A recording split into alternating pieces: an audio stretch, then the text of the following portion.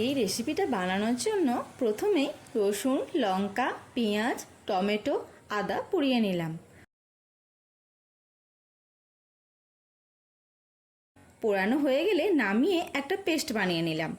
তারপর কড়াইয়ে সর্ষের তেল গরম করে শুকনো লঙ্কা, তেজপাতা ফোড়ন দিয়ে বাটা মশলা দিয়ে দিলাম।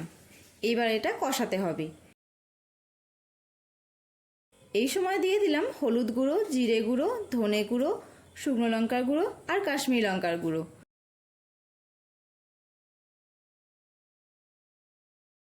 মশলাটা কষিয়ে নিয়ে জল দিয়ে দিলাম। এই সময় পরিমাণ মতো নুন চিনিও দিয়ে দিলাম।